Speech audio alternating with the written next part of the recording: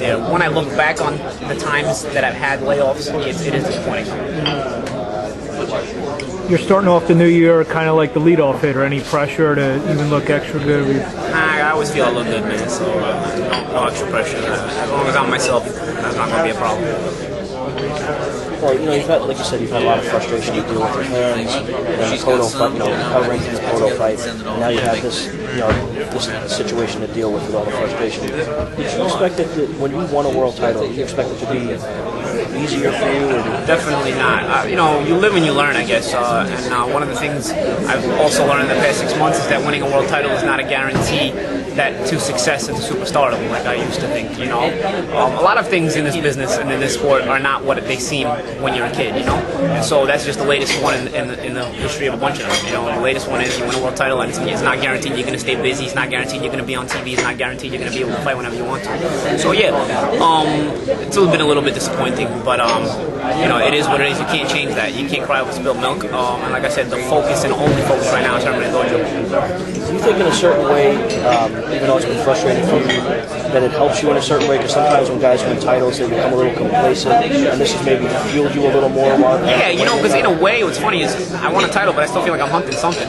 I don't know what it is, the superstardom. Maybe, everybody's approval that I am the best 140-pounder, because right now there's different opinions who the best 140-pounder is. Maybe I'm looking for that approval from everyone, and everyone's opinion being that it's going to be Paulie Malignaggi would really satisfy me, and I don't have that right now. So I guess, in this situation, I'm the hunted. Herman Ngoudjo just come for something I got, but in the overall picture, I still feel like I'm the hunter.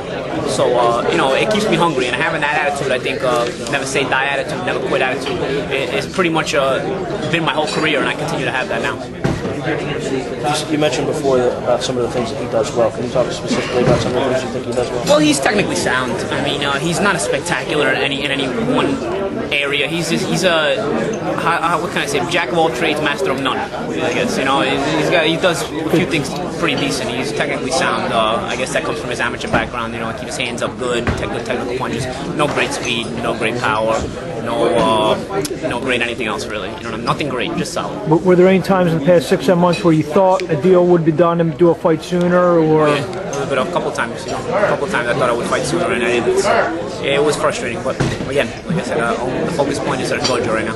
And how disappointed were you when you talk about the frustrations? HBO, Lou mentioned about HBO. I was mad. You did good ratings. Mad. I was frustrated, but I was mad because I felt like all this hard work I put into it, and people aren't appreciating it. And I felt like it was very selfish of people to not give me a chance, because I put so much work into it, not just for myself, but I'm also trying to entertain people. I fought a fighter in my last fight who took the fight to me. I didn't fight a boring fight. I stayed in there with him in spurts, and at the same time, nobody gave me any credit for it. Nobody gave me another date. Nobody did anything. So I was mad. I was angry. You did the good ratings.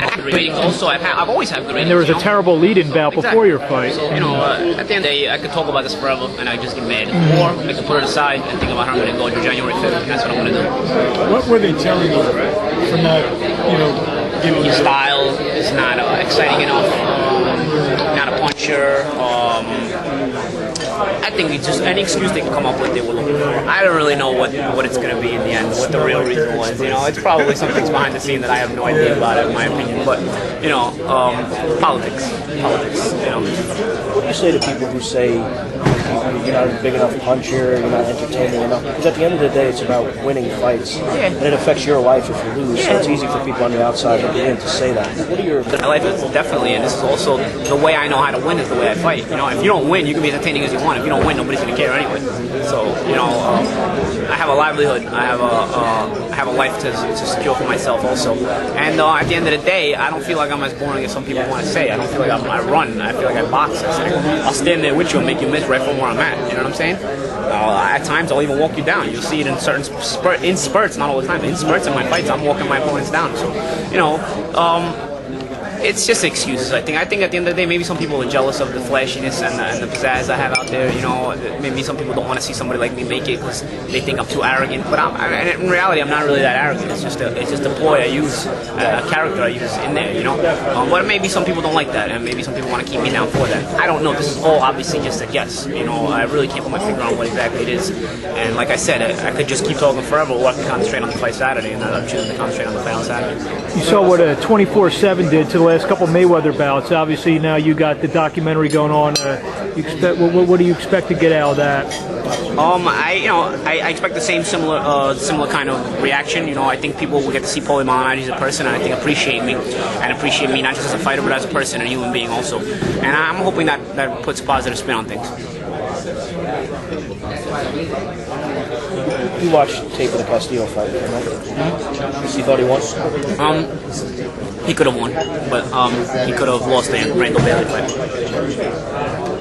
At the end of the day, I fight like nothing like Castillo, so I concentrated more on the Augustus fights than the Bailey fights. You know? But I did watch the fight. A lot of times, probably going into fights, fighters fall into the trap of talking about what's on the horizon for them. Yeah. You obviously made a conscious decision not to do that. Yeah, exactly. Because you can get caught sleeping. Yeah, you can get caught sleeping. You see guys all the time looking ahead and they get knocked out. You know, the biggest example obviously was Tyson against Douglas, but there's been other examples in the past. You know, you take a tune-up fight or a fight in between a big fight and you get beat because you're sleeping on the guy. I don't want to sleep on the guy. You know, everybody. I know what it's like to get that called and you say you're fighting for the world title. I know what it's like, and I know the hunger I had every time I came to fall for a world title. So I can imagine the guys feeling the same thing. So I got to be able to fight that off. So I got to stay hungry, I got to stay in shape, and I got to stay focused. And that's what I'm doing. What was it? We talked a little bit at the gym that day about training through the holidays. Was it harder than you thought it was going to be, or about the same? Or? You know what? My mind gets into such a focused zone. Every day starts to be the same for me. You know, I don't really think about the holidays. I didn't stay with anybody. I didn't do anything. You know, nothing changed for me. So maybe after the fight, I'll look back and I'll say, man, I regret like missing that. But right now, I'm so focused. It didn't even matter. It was just like another day. New Year's Eve the other day was yesterday. I don't know, 2 days ago yesterday. Yeah. I went to sleep just like a normal day. I didn't watch the ball drop. I didn't do anything. It was like a normal night for me. You know? Before midnight, you went to sleep? I might have went to sleep after. I don't remember what time I went to sleep, but I was watching videos of boxing and stuff like that. So I mean, I didn't even bother to see New Year's celebrations or anything. It was just another normal day, another normal night, and that's what it's been for the whole camp. You were up here already when that happened. For Christmas, you were up here too? Yeah, I came up for Christmas. Hearing all the hat talk, reading all the hat talk on me, and thinking, this guy's sleeping on me, I'm going to sneak up on him. So I'm like, I got to be careful not to let this guy sneak up on me. I got to stay focused, you know, because he's trying to do a sneak tip.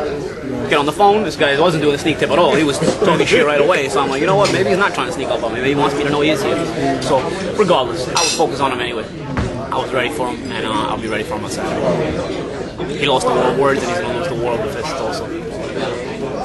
Cannot talk about him, Malignaggi. Come on, man.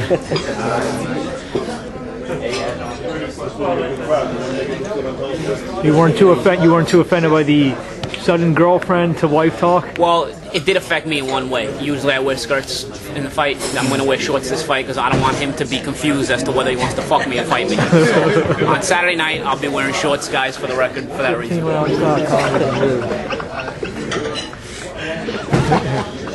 I want the guy to know he's there for a fight on Saturday and not to have any side thoughts.